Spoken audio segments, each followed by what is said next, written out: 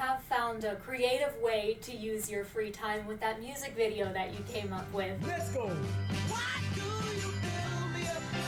How did that come to be? How did that idea come to be? I do some great work with a guy named Kerry Russell. It was his idea, and so he just said to me, hey, would you like to do this? Our goal was to create something to make people smile and make people happy. So he came up with the idea, and he does all the, the editing. All I had to do was reach out to my friends. The feedback was awesome. Just thanks for putting a smile on our faces. Through a time like this, we needed something else to cheer us up. So you got Tyson Fury, Michael Buffer, Scott Dixon, the IndyCar driver. How difficult was it to get everybody to agree? It wasn't. Those guys they were keen. Did any of them surprise you by their moves or their performing abilities? No, Tyson Fury, he already has the dancing ability and the singing ability in the ring. Michael Buffer, he surprised me the most. He was down over it, and he actually went all out, and it was cool to see. You were impressive to me. I did not know that you play both the guitar and the piano. How have you found that music and boxing go together, or do they at all? With my training, I love to play music all the time. With boxing and music, it's rhythm. Everything is rhythm. You gotta feel it. So I think boxing and music go very well together. And when you step into that ring, though, and you don't have any music, do you notice a difference? No, I mean, you practice in the sparring, and so even though you have the music before the fight and after the fight, when you're in the fight, you know what your job that you have to do. Speaking of sparring, how much sparring have you done with Tyson Fury? I haven't done any rounds of Tyson Fury, sparring-wise. I've always been to the gym to support and watch him and see how he is and how he's going, but I haven't had the opportunity yet to do any rounds. And I would think that you guys would, though. I mean, both being in Las Vegas, both being great heavyweights. Yeah, listen, if I got the opportunity to spar him, I'll take it, because I believe that he is the best in our era, one of the best, or probably is the best heavyweight, and I do test myself against him. But if they need me, all they need to do is call, and I'll be ready and available. The only, he's part of my stablemate Guido, and I've seen him, like I said, in the gym many times watching him, and he's an impressive fighter and an impressive person. What do you think the chances of you guys fighting are, being that you have different promoters right now? I love to fight him. Like I said, I like to test myself against the best, and I believe he's the best.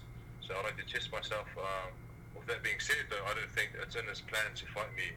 I know he said many times he has 2 or 3 fights left, and I'm not one of them. How do you think you would match up against him, and how do you go up against that size? Yeah, the size. Listen, I back myself against anyone. And if I jump in the ring, I'll beat you. That's how it's going to be, or that's what's in my mind, and that's what I'm going to try my best to do.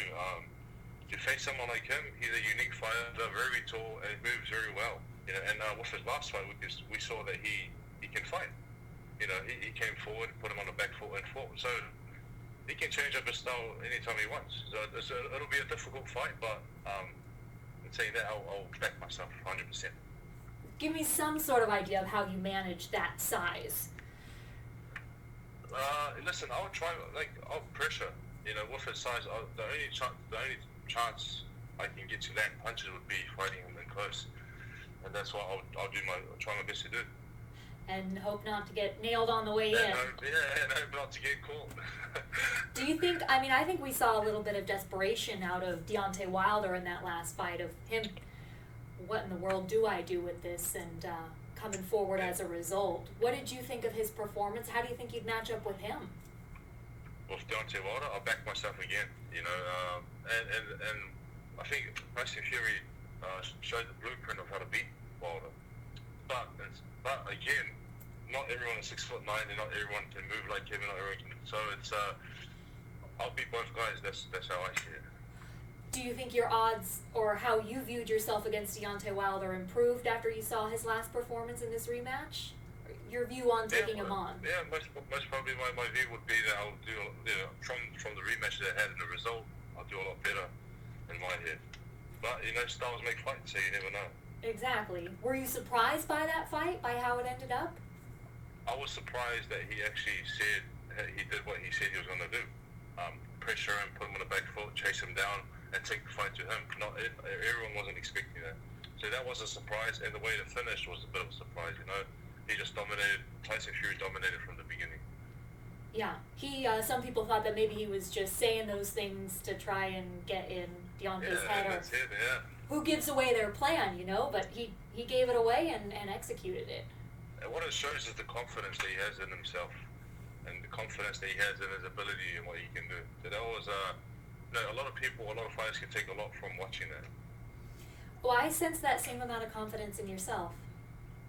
I have a lot of confidence, and I'm doing everything right now. I'm training hard on my off time. I'm eating pretty good. I'm having fun. And I think with those things, it'll be a good future. 3 straight wins by stoppage for you. So how are you feeling? Where do you see yourself in the heavyweight landscape right now? I see myself at the top. I see myself in the top 5. And I want the big fights. The big fights are not happening at the moment. Not sure why. But with the last fight that we had, it was a good win against Winters. But before he took the fight, we had 7 other guys that we sent contracts to or try to get to fight me. So my next fight, when this is all over and settles, I want someone in the top 5 or top 10. And I think in doing that, it'll get me closer to fighting for the world title again. So top 5, so you're talking about Ruiz, Joshua, Fury, and Wilder? Anyone. Okay, anyone according to the rankings then. Yeah. So, and you brought up styles make fights, which is, you beat Ruiz beat Joshua, you lost to Joshua comes back and beats Ruiz. Do you attribute it to that styles make fights, or? Styles do make fights, but then sometimes fighters don't have the best day, and sometimes they do have the best day. So my style against Ruiz, it was good for me because I'm a good mover and also can fight. Against Joshua, I should have done more. I should have pressured him more, and then with Joshua and Ruiz, he caught him with a nice shot. So yeah, styles big fights sometimes. Out of those opponents, which one would you rather face? I would like to fight Anthony Joshua because he has the belts at the moment, and I'd like to be a champion of the world again, or unified champion. That'll be amazing. That'd be pretty cool. Well, and that one makes, I guess it would be easier considering you're both under the zone? Yeah, both under the Matchroom and both under the zone, so I guess that'll be a lot easier to make. And I just have to keep winning. I have to keep winning to keep pushing myself and getting closer to that spot of fighting for the world title. You probably aren't hearing much at this point, though, from Matchroom about the world. No, I don't think anyone's hearing a lot. I mean, there are priority fights that will happen once this is over, and the fights are already locked in and ready to go. And I guess I'll be somewhere down the line waiting for my chance to get to lock in a fight and get into the ring and do my thing. Does it give you any, consolation that you are the younger of all these heavyweights we're talking about? By at least 2 years. I mean, is time on your side? Yeah, I have time on my hand, I have time. I've given myself 3 to 4 years to continue fighting, and then I'm going to retire. Oh, so you're 28 now. I mean, that's only 31, 32. Yeah. And then I just want to, I've been in the sport for a while, and I want to be one of those fighters who retires, doesn't come back, and makes smart choices in life, to live a comfortable life. Why is that so important to you, the not coming back part? Because there's a lot of fighters that don't know when to stop.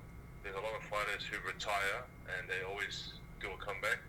And I just don't want to be a part of that. I want to be one of those fighters. Like, example, Lennox Lewis retired. I think he was offered a lot of money to come back and he turned it down.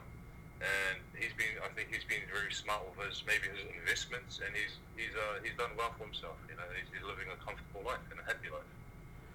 Well, that makes me think of Derek Chisora. He's 36 years old. You were supposed to fight him last year, but then you got bit by a spider. I know. Will you unweb that story for us? Yeah, listen, I was in New Zealand training very hard, locked in the fight, and I flew to Las Vegas. And when I was there, when I left New Zealand, I had a little hole in my leg. Thought nothing of it. 4 weeks into camp, my body started descending in energy, and the health started, and I had no energy. I couldn't do anything. So Kevin, my coach, took me to the doctors, and a doctor in Las Vegas said to me it was a spider from New Zealand that bit me before I left. And so every little movement that I did, I just cramped up everywhere, and I couldn't, I was sweating at night, couldn't sleep, couldn't train, had no energy, and the doctor, we begged him, please don't pull us out. We want this fight. And he said, sorry, if you're not able to train, and if you're not, that means you're not able to fight. And I guess it was the right choice because, I don't want to go over there and lose to someone like Chisora, and then my career would be on the brink of, finishing. So you still did want to fight, even though your doctors advised not to? 100% was a fight that I wanted for a while, and it was a fight that Chisora wanted. So it was none of our fault, really. It was not my fault of getting bitten by a spider. No. Not his fault, and not the promoter's fault. It was just one of those things that just happens in life. I thought that it might have happened here in Las Vegas, because I know someone who got bit by a spider here, and his arm was paralyzed, and he's had reconstructive surgeries, and it's no joke. Is that common in New Zealand? I mean, it's not common here, but geesh. No, not common here, but I guess when I left, and I still have the mark on my leg now, so they probably think it was a spider from here. But it's not common to be, get very, very sick. I just guess I was one of those, was an unfortunate situation, and hopefully I'm luckier next time. Do you want to fight him? No spiders bite me again. You're going to be biting your opponents instead. Well, what about Chisora? Is that a possibility? I tried to reschedule the fight. I tried to move it down the line, but he took another fight with David Price. And after his fight and after his win, I tried to lock in the fight again. And then he's been trying to chase Usyk. So I've been trying. I've been here and I've been trying. I've been trying to fight Chisora. I've been trying to fight Dillian White. I'm trying to fight anyone who wants to fight me. Why do you think they don't want to fight you? Or do you think that's what it is, or is it different circumstances? Maybe they're trying to, the reason may be that they're trying to chase to be the champion of the world, and maybe I'm not sort of one of the fighters they see that will get them there fast enough. Or maybe they see me as a risk. Let's see. Well, before I let you go, are there any more music videos in the works?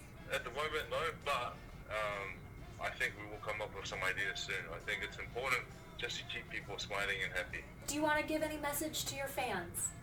Message would be thanks for the support. I do appreciate all the support that I get from around the world, people around the world, and at this time, please keep safe. Keep safe, keep healthy, and we'll get through this together. Joseph Parker, thank you so much for taking the time. Thank you.